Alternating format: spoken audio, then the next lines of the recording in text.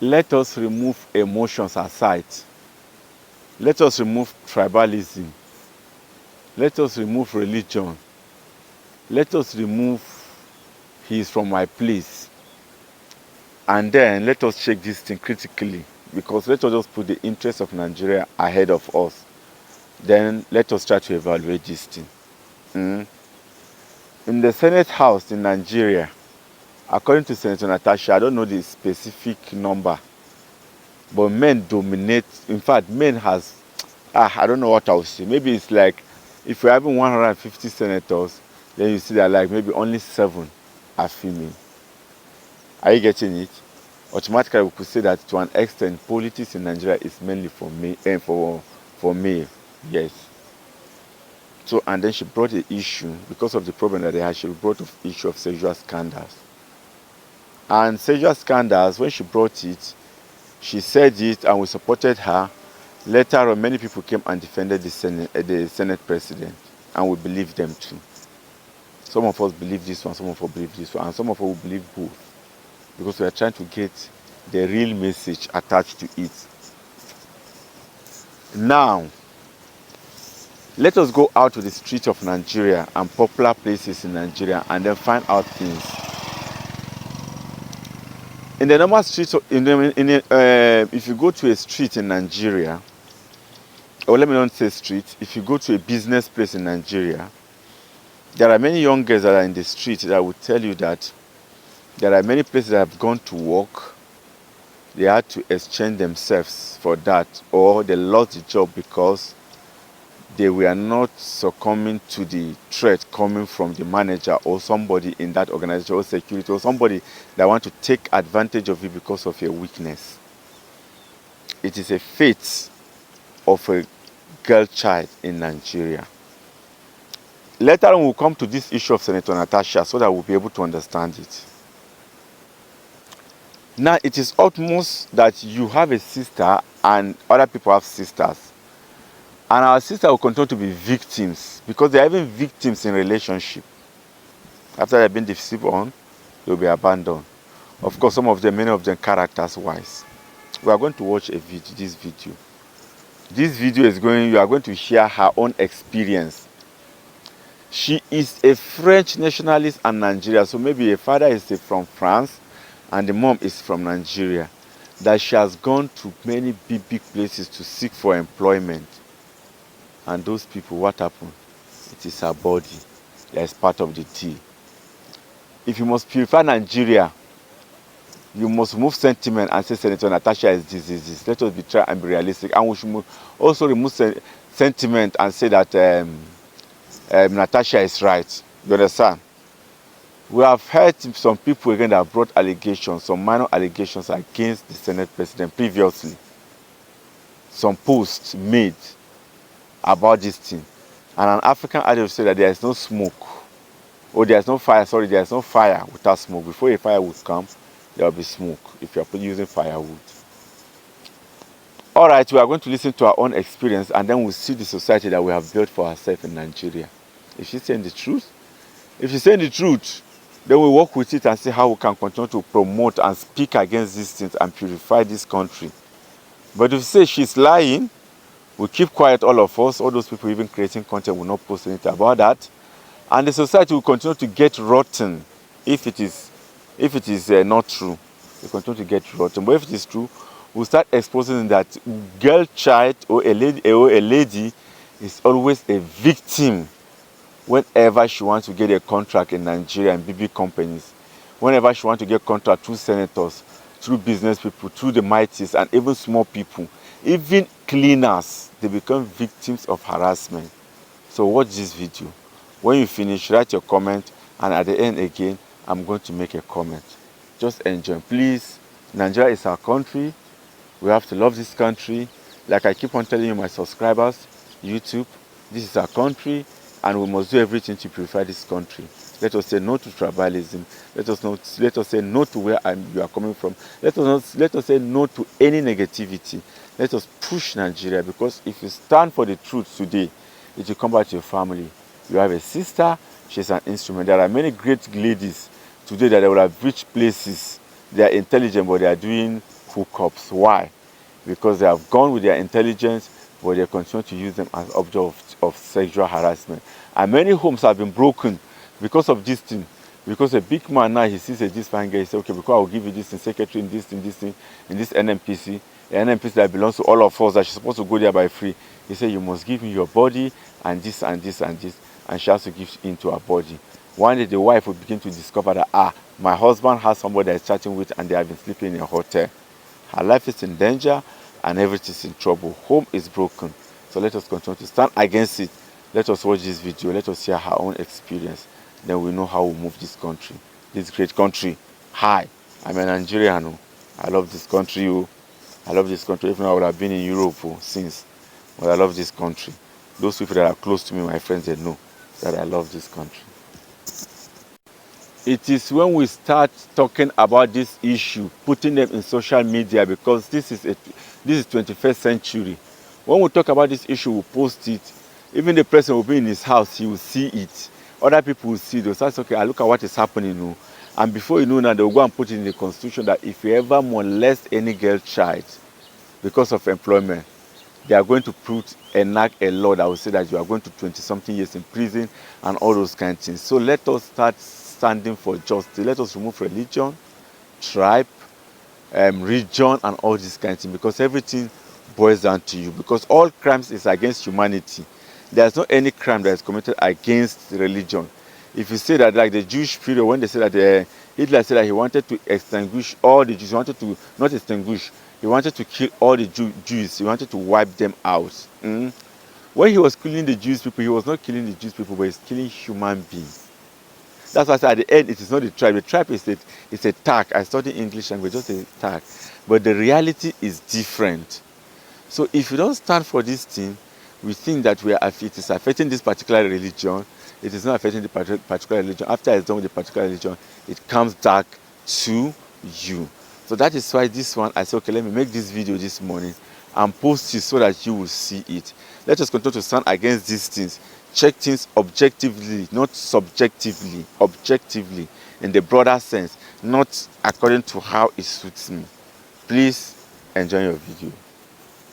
Now, let me take the time to explain two scenarios that have happened to me out of the 1,000 or 10,000 scenarios. Number one, we all know that in Nigeria, to get government-appointed jobs, contracts, you need to know people. I don't care what qualifications you have. I don't care how good you are at your job. You need to know the right kind of people. Now, I used to have a company before which did supply jobs. I and my friend, we owned this brand, and we were really trying very hard to make a name for ourselves. Now, did we have the connection? Hell yeah, we did. We had a great connection, like the people we knew, who. But you see, now with that connection still, you still have to go forward and meet the people, you know. So we were recommended to this particular institution. I don't want to mention what it was, but you would think that people in that establishment are more decent than we know. Now, we were recommended to go to this particular guy, you know. We spoke to him about our project and what we plan to do. So basically, it was to paint the whole establishment, which was a lot, and buy computers and furniture for the place, which I don't even want to say how much money would have made from that. We got to the understanding that, listen, he says he wants 20% of the deal. And we're like, you know what? It's a huge contract. So no problem, let's do it. And mind you, we'll still have to sort out the person who referred us there. But after everything was established, this man had the audacity to stand up and tap my ass because he says, now that's the second part of the project. I'm like, excuse me, sir, I don't understand. You're already taking 20% from us. Like, this is not going to happen. And he's like, listen, honey, like, if you ain't doing it, somebody else is doing it. And to top it off, he didn't just want one of us. He wanted both of us.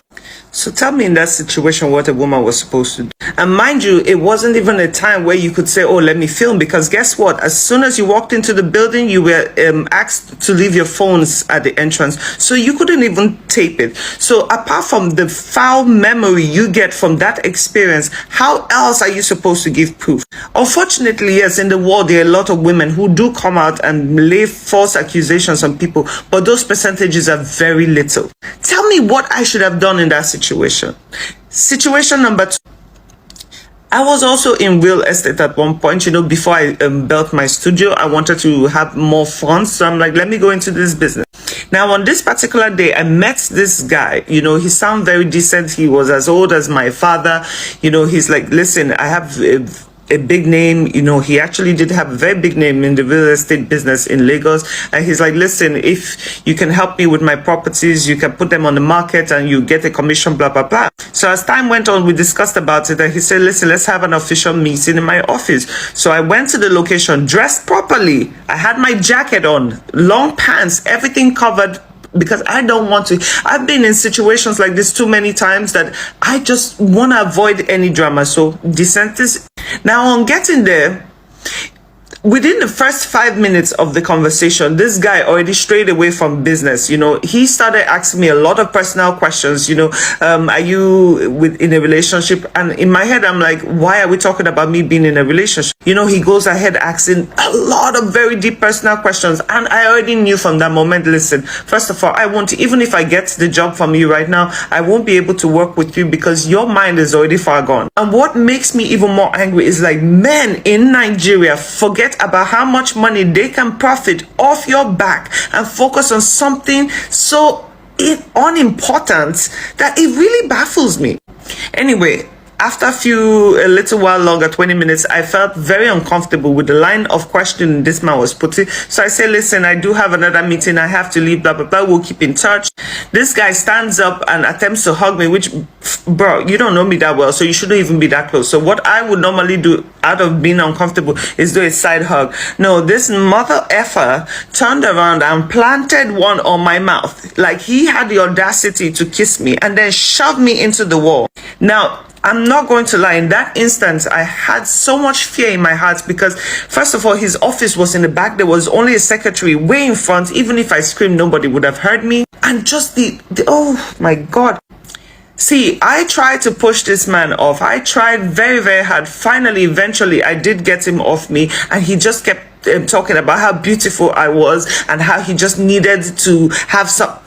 See, I got myself out of there. The first thing I did was block that man's number. That was a dead deal. And I'm not gonna lie, I got home and I cried because I'm like, how much does somebody have to go through to deal just to provide for your family?